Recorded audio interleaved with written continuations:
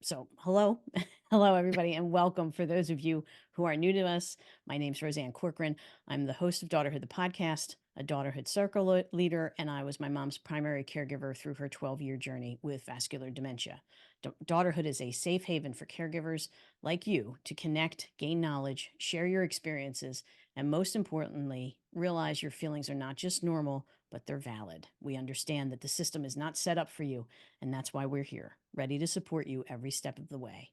So, housekeeping again, this is a special circle, so we'll be recording it for the YouTube channel. If you find yourself with a question during the presentation, leave it in the chat. The chat is open and you are free to use it.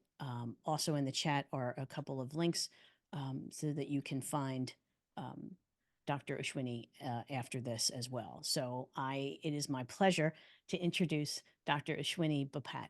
Dr. Bapat is a palliative care physician and caregiver coach with Epione MD caregiver coaching. She's dedicated to empowering family caregivers to navigate the delicate balance of caring for aging parents and young children while also living their own lives. She's the author of the free cheat sheet, The 10 Questions Caregivers Should Be Asking.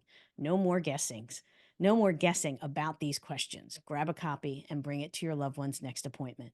Dr. Bapat completed her internal medicine residency and fellowship in palliative and hospice care at Yale University, previously worked at Massachusetts General Hospital, and was an instructor in medicine at Harvard Medical School. I welcome Dr. Bapat. Thanks for coming. Thank you so much for having me. I am going to share my screen and we'll get started. Yep. Okay, awesome. So, all right. So, Rosanne, thank you so much for the introduction. I am Dr. Ashwini Bapat. I'm a palliative care doctor and caregiver coach with Epione MD. And this is actually a picture of me and my dad a couple months before he was diagnosed with dementia. And the thing is that as a palliative care doctor, I've had thousands of conversations with other people's parents and other people's families about how they want to be taken care of as they get older, as they live with an illness. We've had kind of the talk about everything from where they're going to be living for the next couple of years, what type of medical care they would want and not want, what kind of preferences they have at the end of life. So we've had all these conversations, and I've had them many times over with other people's parents. But when it came time to actually having it with my own parents and my own dad, it was really, really hard. And I tried to find resources and I struggled to find them. And that's actually why I'm coming to you today, because I think it's a conversation that a lot of us struggle with that is also really important to talk about. So today, let's see.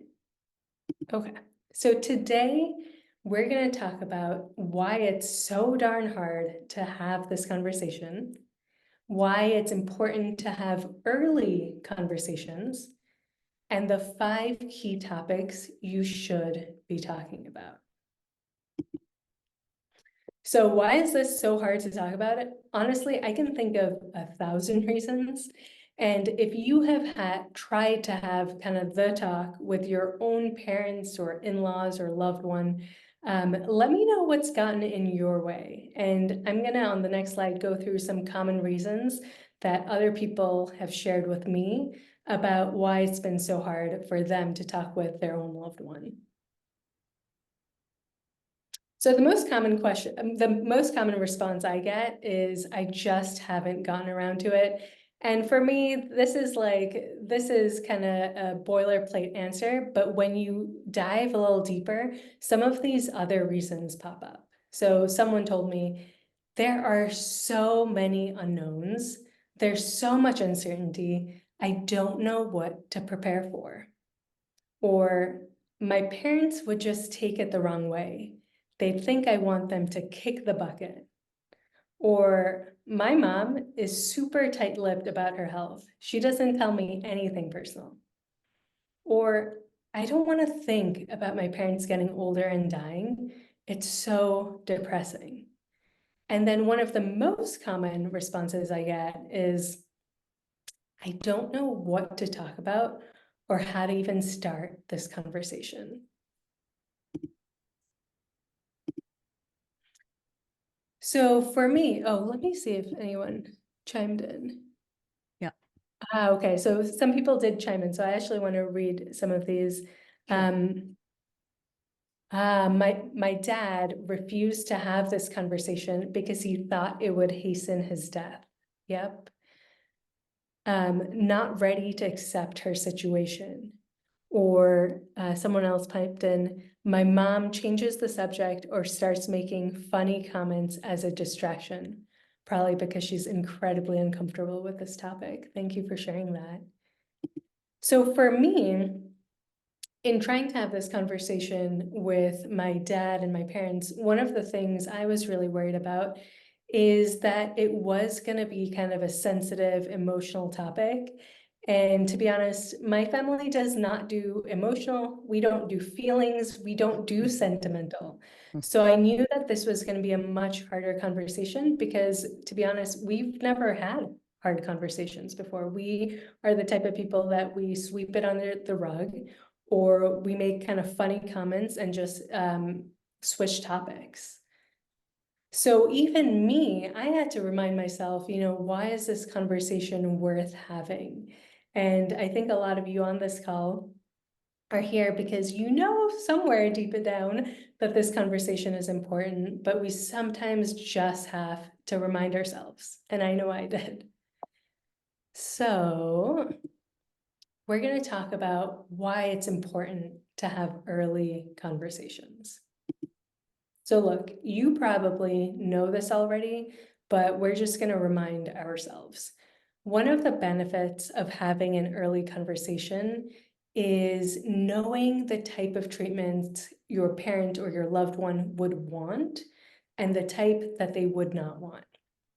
And the reason that this is incredibly important is because then you can help them make decisions or make decisions on their behalf without feeling a ton of regret that you made the wrong decisions, or without feeling like, oh crap, what if I had done this? Would they have liked that more? So by understanding what's important to them, you can make better decisions on their behalf, or you can make them help make better decisions. One of the other benefits is that you get to know what practical plans they have in place as they get older. So, for example, if your parents, when it comes to where they're going to live as they get older and where they may want to live, is if they have problems walking or if it becomes clear that they can't live by themselves. One of the common plans a lot of people have is they may want to downsize and they may actually want to move in with you or with their kids. And if that's the plan, wouldn't you want to know that? Wouldn't you want to be part of the conversation and really figure out if that's going to work or not? The other reason it's worth talking about is because elder care, whether it's hiring a home health aide, in-home care, 24/7 care, adult day center, assisted living, a memory care unit, all of that is incredibly expensive. But by having an early conversation, you get to figure out, okay, how are we going to pay for all of this? How are we going to pay for the costs that come up as you get older? And some people have kind of done some financial planning, and other people may actually expect their children to pitch in which case maybe you would want to know about that and maybe you would want to plan for that as well. And importantly, you get to figure out what your role is in all of this, what they expect you to take on, what they're hoping you can pitch in with, and to be honest, whether you have bandwidth for it or not. And if you don't, then you can kind of negotiate and you can have a conversation around it and see if there are other people that you can pull in to help support their caregiving needs. One of the other main advantages I think of when people do have early conversations about what their parent wants or what their preferences are as they get older, one of the biggest advantages is that it actually prevents some of that sibling infighting that could happen, or the tension you may have with mom because she thinks dad would want this and you think dad would want something else.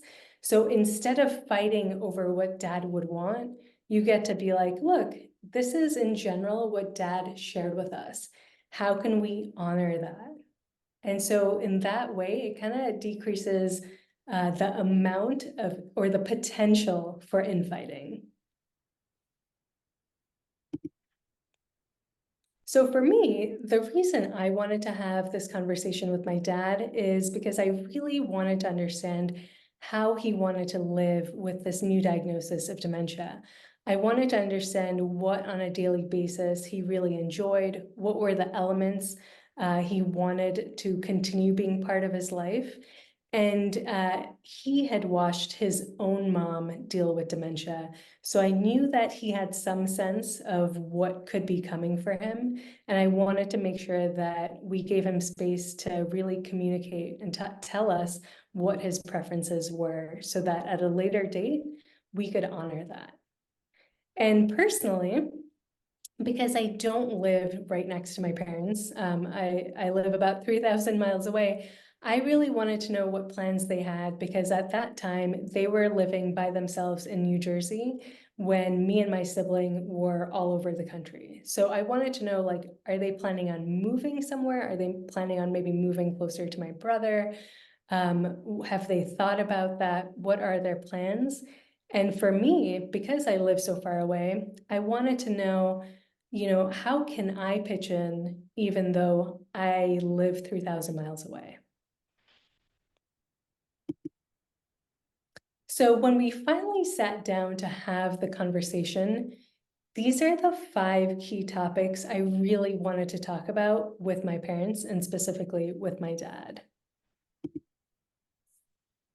So they are number 1. So I call them actually the 5 pillars of aging successfully, because these are the 5 buckets of conversations that you want, the 5 topics you want to address to really help your parents stay independent for as long as possible, and to support them in that as they get older.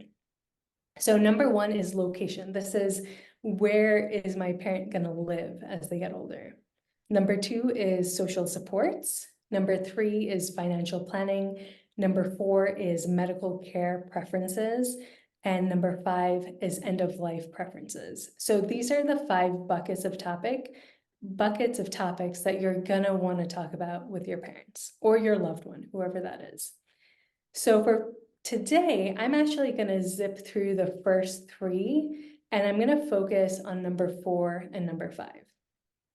So when you think about location, the biggest question that comes up is, where's my parent going to live? Are they staying put in the house that they lived in for 25 years? Or are they thinking of moving from the polar vortex of the Northeast to a more pleasant climate like Arizona? Or are they thinking of moving closer to my brother? I don't know. Social supports. So for me, social supports and location go kind of hand in hand, because social supports being people that can pitch in, that can drop by, that can help them out if something happens. That's actually one of the key predictors of aging successfully, of staying as independent as possible as you get older. So when you think of when you have that conversation with your parents about where they want to live as they get older, you really want to think about, where are they going to get more of that support? Where is it that maybe their friends, their good friends can pitch in? Where can their children or their siblings pitch in? Or maybe they have a built-in community through the religious group that they're part of, or the cultural organization that they're part of. So you really want to think about location and social supports together, and try to pick a place where they tend to have more social supports.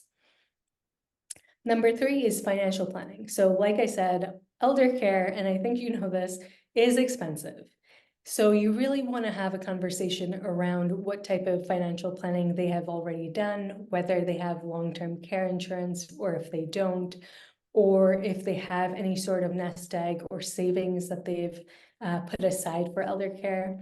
Or for a lot of families, it's really a conversation around how are we going to pay for this if we don't have kind of the money to pay out of pocket.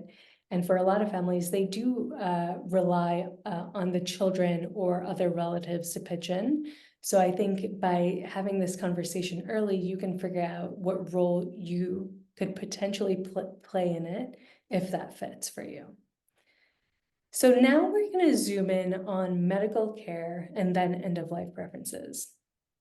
So when most people think about having a conversation around medical care preferences and treatments, they really think about certain documents, actually. They really think about advanced directives, they think about a living will, they think about a healthcare proxy. And all of this is really important, and it definitely plays into medical care. But when I think about this conversation that I want to have with, let's say, my dad, I really first, before we get into the nitty-gritty of those forms, I really want to first understand, okay, what is going on with my dad's health? Like, what's going on with the dementia? What have the doctors told him about it? So I really think about actually zooming out and getting a big picture lay of the land. And when I think of this, I think of making sure I ask my parents, hey, what have the doctors told you about your illness? Or what have the doctors told you about the dementia? What's your understanding of it? And oftentimes having this conversation actually brings up a lot more questions that maybe you'd want answered by the medical team. Or you realize, oh, I don't know if my parents have a good handle on what's happening. We need to have a conversation with the medical team. And to help kind of clarify what's happening with their health, I highly encourage you to ask these 10 questions to your loved one's medical team so that you get a much broader sense of what's happening with their health. So if you want, you can grab this. It's completely free. And this is what I share with literally my friends and my family when they're heading into an appointment where they may be making a decision around a treatment or whether they're switching focus or anything like that that feels important. I always send these 10 questions with them so that they can pick and choose the ones that feel appropriate, that's going to give them the information they need to make better decisions. And then once you get that big picture lay of the land of what's going on with your parents' health or your loved one's health, then you can zoom in. Then you can get more specific. Then you can ask them, what are you hoping for in terms of the dementia? How are you hoping that this plays out going forward? And I just want to say that this is a tough conversation to have. It is emotional, it is sensitive. And so I do encourage you that if you ever feel like, hey, I'm not sure how to talk about this, this is where talking with a caregiver coach or a palliative care physician can really help.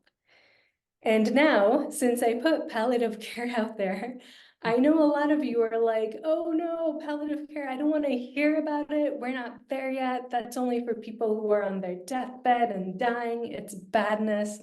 No. This is one of the biggest misconceptions that people have about palliative care. And it's actually why Rosanne asked me to talk a little bit more about palliative care. So for the next 5 to 6 minutes, I'm going to essentially make a public service announcement so that you get a better sense of what palliative care actually is. And then we'll go back to the talk. That's great. So what is palliative care? Now, the simplest way that I explain it, honestly, just to my friends, is that it's about living with illness the way you want. And it's something that you do in addition to treatments, okay? So I'm going to say that again. It's something that you do in addition to treatments. So it's available to anyone living with a stressful illness, something like cancer, dementia, heart failure, COPD, ALS. It's available at any age. So you can get it when you're young, you can get it when you're older, you can get it at any stage. So you can have palliative care even if you're in the early stages of an illness, and then you can have palliative care even when you're in the advanced stages of illness. And it's available even if the plan and the expectation is that you're going to be cured of the illness. So even if the expectation is that you're going to be cured of the illness, you can still get palliative care. And even if the expectation is more that it's a chronic or progressive illness, you can still get palliative care. And it is provided with life-prolonging and or curative treatment. So how does it work? So it's provided by a team of physicians, nurses, social workers, and chaplains. And it's really about providing more holistic care. So it's about recognizing that it's not just about the illness and the diagnosis, but that this illness actually impacts a person and their whole life. So we make sure that we kind of address how the illness affects their life. And we always collaborate with the medical team, which means we always talk with your primary care doctor or your oncologist or whoever that primary person is. We're always talking to them. Now, here's the amazing thing that people don't know.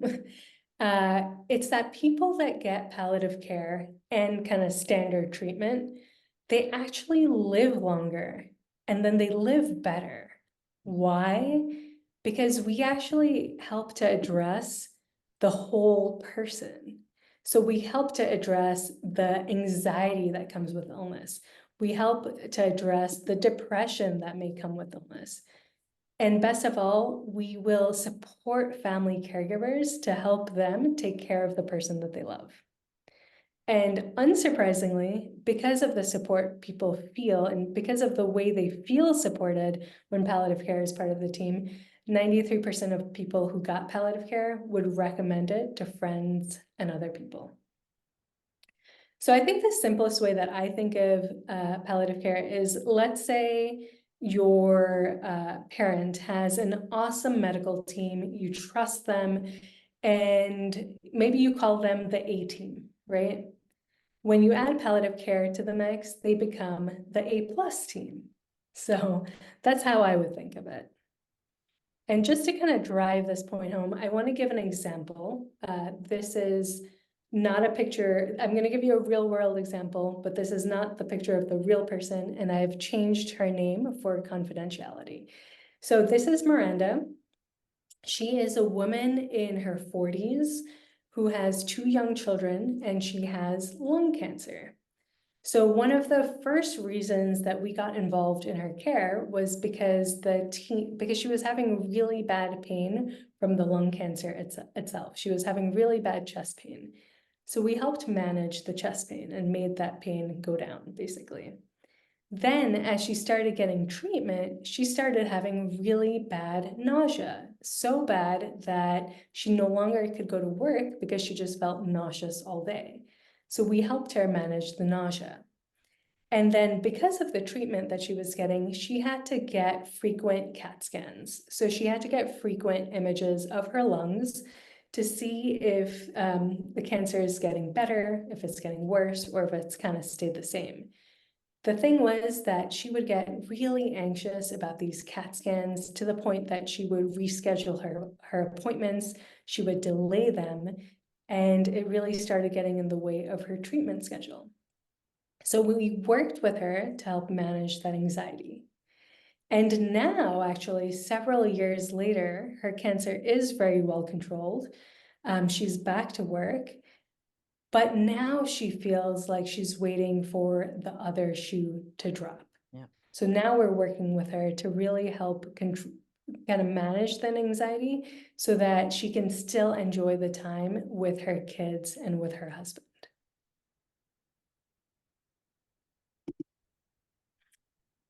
So this is another question I get asked a lot about is, but why doesn't my parents' medical team suggest palliative care? Why don't they bring it up on their own? Why do I feel like I have to learn about it from like the news or you, and then I have to bring it up? So I think there are three main reasons why the medical team may not bring up palliative care.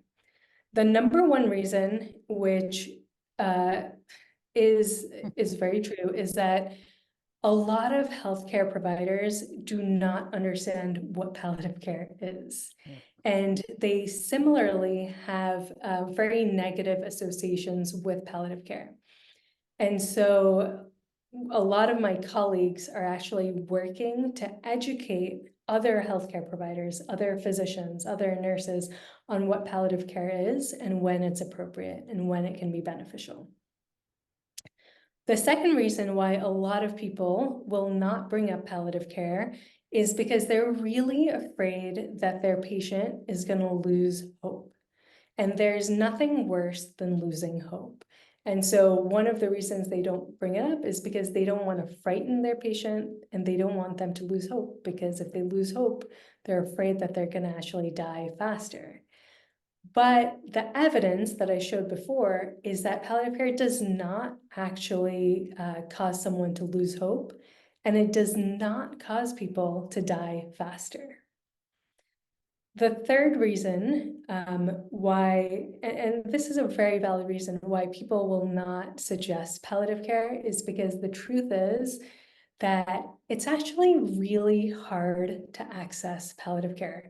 Even if you fit kind of the criteria of who could be eligible for palliative care, there just aren't enough providers, enough physicians to see the amount of people that would need palliative care.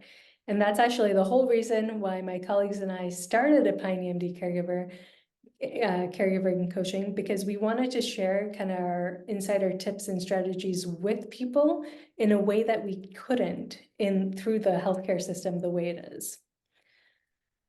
So I think those are the three main reasons why people may not suggest, why the medical team won't suggest palliative care.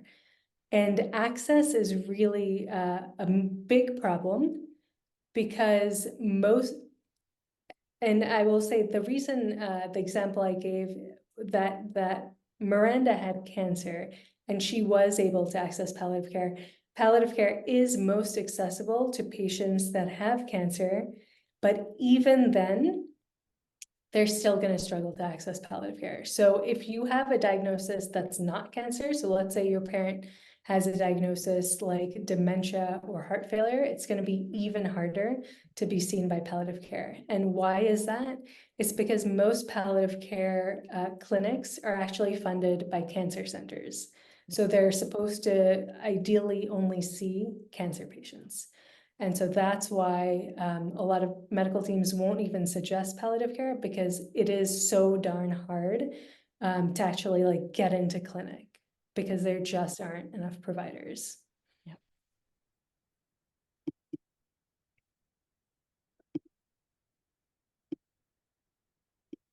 Oh. Go back. Let's see. Oh.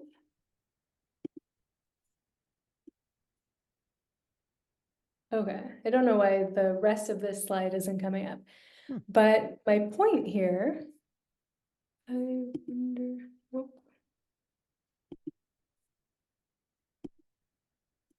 Okay, I'll just leave it, I guess. But my point here was to say that it is incredibly hard to talk about medical care preferences with your loved one. And now I'm going to talk about kind of end of life preferences and what that would look like. Let's see. Okay. So when you think about having a conversation about end of life preferences with your parent or with your loved one, one of the ways to start this conversation is to ask something like, if time were short, how would you like to spend it? Where would you want to be? Who would you want around you?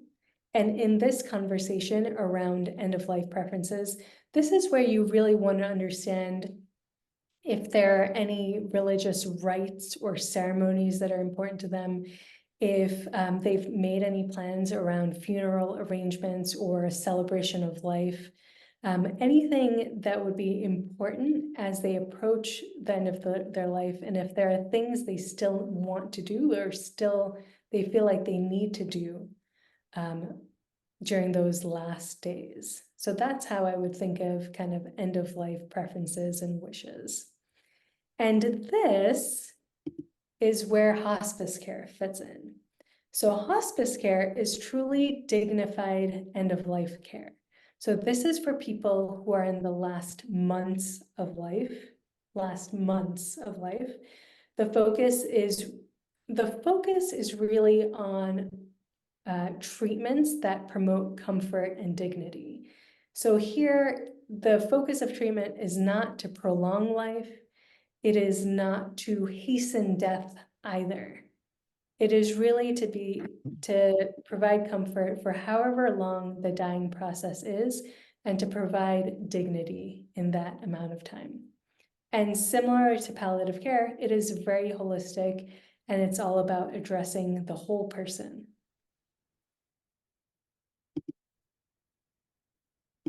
Oh, that doesn't come up, does it? Okay. So here would have been the 5 pillars of aging successfully. So with my own dad, when I approached this conversation for us, it was easier first of all, it was a hard conversation, but the topics that were easier for us to talk about were location, who could kind of pitch in as he got older, like the people that could pitch in, and the financial planning that they had done around it. So those topics were much easier for us to talk about, I think because they were pretty practical. We had a much harder time talking about medical preferences and end-of-life preferences. I think because this was a more sensitive topic. This was about how he wanted to live with dementia and the types of treatments he would want, or how aggressive he would want to be with treatments.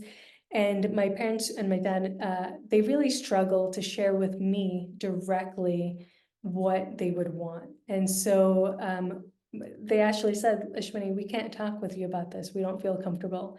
So luckily they felt comfortable enough to talk to my partner and colleague, Caitlin, who is a caregiver coach. And they felt like having a third party facilitate the conversation would make them feel much safer in having this conversation. And so they actually reached out to Caitlin, who is our caregiver coach, and Caitlin and my parents had a conversation about my dad's medical care preferences and end-of-life preferences. And at the end of those conversations, they came up with a caregiver action plan. And my parents eventually shared that plan with me. And in this plan, they created a framework of what was important to my dad now, what he enjoyed now, what were the elements he wanted to incorporate as he lived with dementia. And they had a conversation about how he would feel about a nursing home or assisted living or a memory care unit if things got to be too much at home. And when I started, so they shared this with me and they shared this with my husband. And when I looked at this, I started getting teared up because I actually realized in reading what his preferences were that I wasn't ready to hear it. That even if they felt comfortable talking with me, I wasn't ready to hear their honest responses. And then my husband, he read the same thing and he was like, oh, is this what you do? This is like amazing. And afterwards he was like, can I sign up for caregiver coaching? Because I want to make sure you know my values as well. And I need them written out so you can't kind of deviate from what I say. So we had kind of 2 different reactions to it, but I am forever grateful to Caitlin because she was able to facilitate a conversation that even I couldn't have with my own parents, partially, I think, for cultural reasons, and because they just didn't feel comfortable sharing their honest wishes with me. And I think partially, if I'm being completely honest, it was because I wasn't ready to hear what my dad had to say in that aspect. So with that, we have covered why it's so darn hard to have kind of the talk with our parents or with your loved ones, why it's important to have early conversations, and the 5 key topics you should be talking about. And I think my biggest takeaway in all of this is you do not want to wait to start the talk. I have met, and I say this from experience because I have met thousands of caregivers who wish they had had this talk years ago. Yep. And I have met absolutely no one that said, darn, like we started that conversation way too early. Mhm. I've met no one that says that. So I think my biggest takeaway is don't wait to start this conversation. Yeah. So if you are thinking, hey, I would love to have this conversation, but I need to know how to have it, and I need someone to walk me through it, I actually teach a course called Unlock the Conversation, where I can walk you step by step through the talk. And this is where we give you kind of word for word scripts so you're not fumbling around, and where we actually prepare you for the conversation and your parents. So if you're interested, you can learn more about it here. Right now it's sold out, but you can join the wait list so that when we open it, you'll be the first to know. And I know that some of you are listening to this and you're saying, hey, this is awesome, but because of my parents' illness or my loved one's illness, they can no longer talk. What do I do now? And so this is where I really think working with a caregiver coach or a palliative care physician is going to be absolutely critical, because they can help you figure out, they can at first help you create a framework of values that are important to your parent based on how they chose to live their life and how they're living their life right now. And you can use this framework for when you need to make decisions around, you know what, dad always told me he wanted to live at home, but it's not safe anymore. Like, and I think I have to put him in a memory care unit. How can I make that decision without feeling like I'm going to play the what if game and I'm going to regret it forever? So this is how you can use kind of work with a caregiver coach, work with a palliative care doctor to create a framework of values that can help you make decisions so that you can do right by your parent or your in-law or whoever that person is.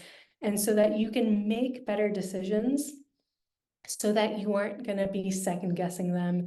So you aren't going to have a ton of regrets and you won't be playing what if like 1,000 times over. So this is our awesome team. This is Caitlin. Lisa is our coach and palliative care social worker, and Sarah is a coach and palliative care chaplain. And with that, we definitely have time for questions. I'm going to leave these 10 questions with you so that to help you get kind of a lay of and a general sense of what's happening with your loved one's health. I'm leaving my email address so you can reach out anytime, and then we're on Instagram, so feel free to follow us. Ashwini, that's great. Thank you so much. Yeah, of course. Erin has a question about for someone in long-term care facility where might a palliative care provider or team originate? Are they within the hospital system or a private organization or what? So if your loved one is in, was it assisted living or? Let me see. It was offered to me. Long-term Long-term care. Long-term care. Oh, Yeah, long-term care. Yep. Hi, it's Sarah. Okay. Okay. Hello, Erin. Hi. So Hi.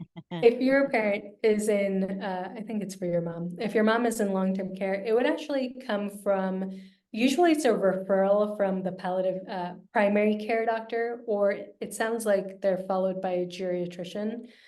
So it can be a referral from a geriatrician, and they can actually see your mom in the long-term care unit.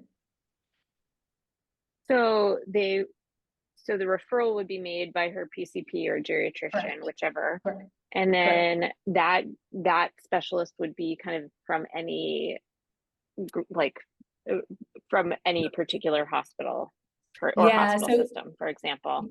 yeah, it can be from like the clinic that's associated with the hospital system near you, or it could be from a private palliative care practice or practice. But yeah, And it then would in be your all outpatient. it would be all outpatient. And then in your Mhm. experience, have those physicians in that specialty consulted with folks in who are doing the care like day to day long-term care? Oh, okay. Yeah, so anytime, so that's another example. Thank you. Anytime like a palliative care physician, let's say they go into long-term care to assess your mom, they will always communicate with the medical director at the long-term care. They'll always communicate with the geriatrician or the primary care doctor, and they'll always kind of create that plan and share it with the staff at long-term care as well. So absolutely, great question. Thank you. Is palliative covered by insurance? Yes, it is. So I get asked that all the time. It is covered by insurance. It's covered by Medicare, by Medicaid. Private insurance bases their coverage on Medicare. So most of the private care insurances cover it, but they may add in their own caveats of the number of appointments you can have or things like that. And they may have a copay as well. Okay, that's great. I think there's a lot of hesitation because nobody wants to say, so, Dad, when you're dying, how would you nobody wants to have those types of conversations. And Yeah. I'm wondering if we can view it as part of a conversation, like what's Yeah. important to you. And I'm sure that you discuss this, in your process as well. But Yeah. to try to weave it into a regular conversation instead of, okay, we're gonna have the talk. Yeah, absolutely. So when I think about the 5 key topics that I listed, Hmm.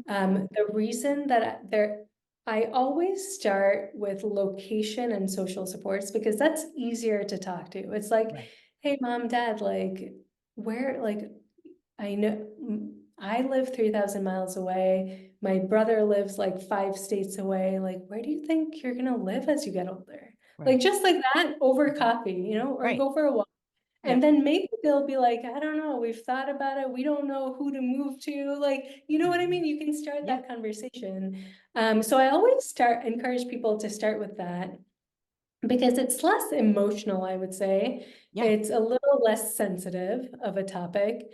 And I always save the financial planning, the medical care preferences, and end of life preferences for much later in the conversation, Mhm. only because those are really sensitive. Those are very hard to talk about. And I always think of it as like the point of that first conversation is to get a second conversation, is to Exactly. be able to like Right. have them feel comfortable enough that you can continue the conversation. Yeah. And I always say, like, look, it doesn't have to be a doom and gloom conversation. You can do this while you're baking a cake, or you can do this while you're going for a walk with them. Hmm. You can be like, look, I've been thinking about this and I feel so bad that I live 3,000 miles away from you. Like, do you think you're going to move closer to me? Do you think you're going to move? Like, what are you thinking about as you get older? Like, where do you want to live? Right. Um, so you can also couch it around like your own worry in that sense. So it's more about them helping you as Exactly. the other way around. So I don't think it has to be this kind of doom and gloom conversation. And what do you do if they say, somebody's carrying me out of this house? I'm not leaving this house. So that's very hard. So I think it depends. I think it depends. I think you could be like, look, like, yeah, it's really hard to talk about this, isn't it? Mhm. Because that response is not so much like, you're only carrying me out in a pine box, which I've also heard Yep. like a lot. Yep. It's really, they're saying that because they're terrified of having that conversation. Yeah. So I think you can acknowledge it and be like, look, this is so darn hard to talk about, isn't it? Like, it's so uncomfortable. We're not good at this. Mhm. And so that's kind of how I approach it with my family too, because we suck. Like my family sucks at this conversation because we're not emotional. Like we're not that emotional, touchy-feely family that Right. I think some people have. And this is also where I think that, I mean, I just think about with my parents, even though I do this on a daily basis, there were, at the end of the day, they didn't feel comfortable sharing with their daughter, Right. honestly, what Right. their wishes were. Yep. And so having that third person mediate and be like, look, you guys have that conversation, but just loop me in later. Yeah. You know what I mean? So I think even that's helpful because I think it really depends on your family and what that dynamic is like, but having a third party mediate it can be pretty darn helpful as well. Yeah. No, totally agree. And, you know, I obviously talk to a lot of people and a lot of caregivers, and, you know, there are those few that they just don't, I'm not talking about this. What Yeah. what can the caregivers do to prepare themselves? Like aside from, I know the phone's going to ring one day Yeah. and I'm going to have an emergency on my hand and then I'm going to have to plan everything, which is the worst time to try to plan something. What can you tell the caregiver to who's in that position? So we actually, I'm going to answer your question. We actually Yep. have a blog coming out tomorrow Great. about what to do if your parents won't go there, if they won't have that conversation, despite you bringing it up in a couple different ways. If they refuse to have that conversation, I think there are three things you can do.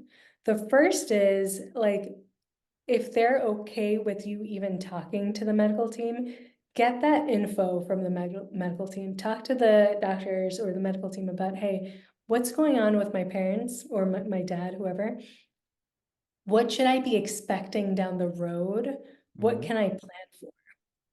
Then two, I think about getting to know the resources in the community. So let's say your dad has a dementia diagnosis. You can read and Google, the common trajectory for dementia, or you can join a Facebook group. Like there are different ways to get that information. And then you can start looking at, okay, I don't think my parents are moving anywhere. I think they're staying put.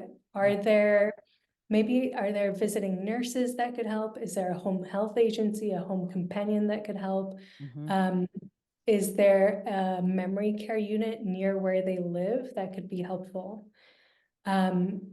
And sometimes sometimes the primary care office or a geriatrician's office may actually have a case manager or a social worker that can help you get a list of resources in the community. Right. And in that case, it may be worth just having a list of home health agencies that you could reach out to.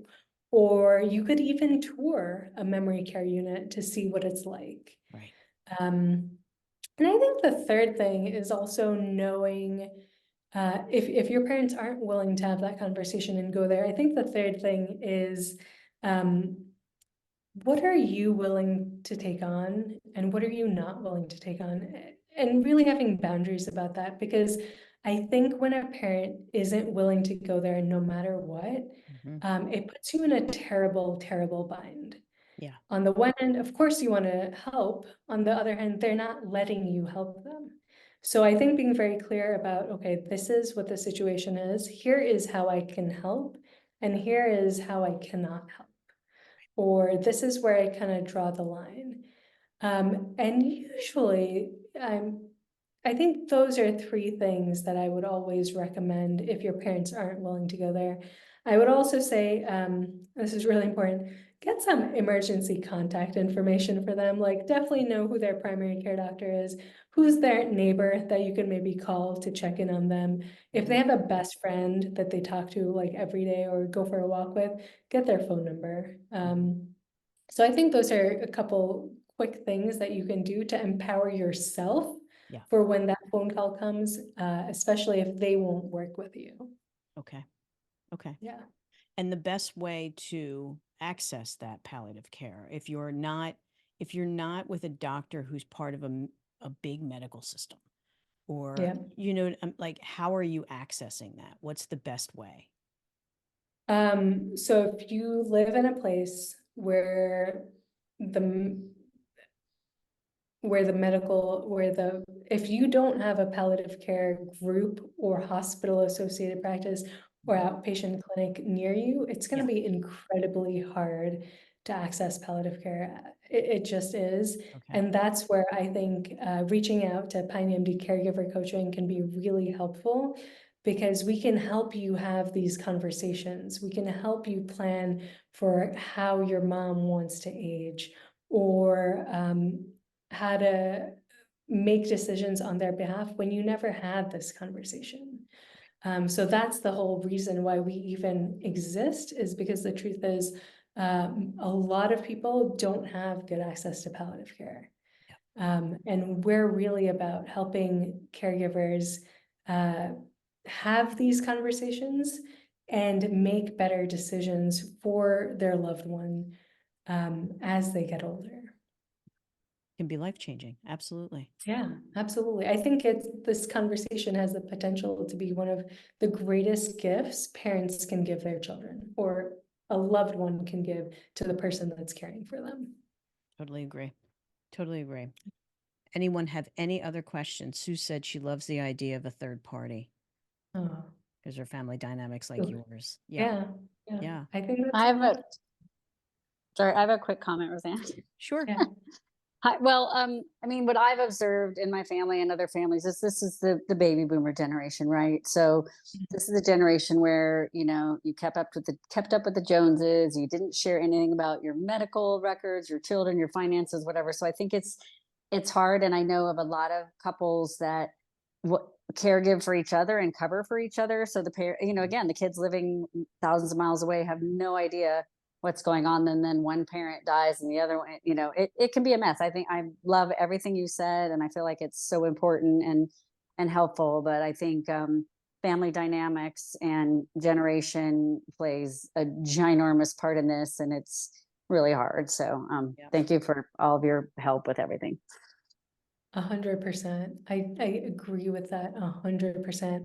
And I think I have seen that mess play out over and over again, that I'm like, we don't have to do that. And a lot of times I think about that generational divide as well, in terms of talking about feelings and emotions and things like that. And sometimes it's much easier to be like, Mom, I am worried about this. I'm losing sleep over this. Can you just help me? Yep. And so instead of it being about you helping them as they get older, maybe it's about them helping you. And sometimes that helps, not always, but sometimes that helps. And you kind of like use guilt a little bit to be like, come on, just help me, do this for me, and so you use guilt a little bit. But if it helps both of you, it helps your parents have a voice in their care, and it helps you actually advocate for your parents, then I think that's worth it. Absolutely. The reverse guilt. We love the Yeah, the reverse guilt. Help me out here. Yeah. All right. Well, thank you. I don't see any other questions. Thank you really so much for sharing your wisdom and your heart with us today, because it's hard, and it's great when, you get that and it's helpful. So thank you. If you want, for everyone, you can find Dr. Bapat at epione.com. It's EPIONEMD.com. As always, this recording will be on our YouTube channel. You can find my interview with Dr. Bapat's co-founder, Dr. Caitlin Baran. She was my guest, episode number 45, on how palliative care empowers decisions. You can find that on our Daughterhood website under the podcast section, or anywhere you listen to your podcast. So remember, at daughterhood.org, you'll find the complete list of our circles, the ability to sign up for our newsletter to keep you informed on all the Daughterhood happenings. And I thank you for joining us, and I hope you'll join us next time in Daughterhood. So thank you.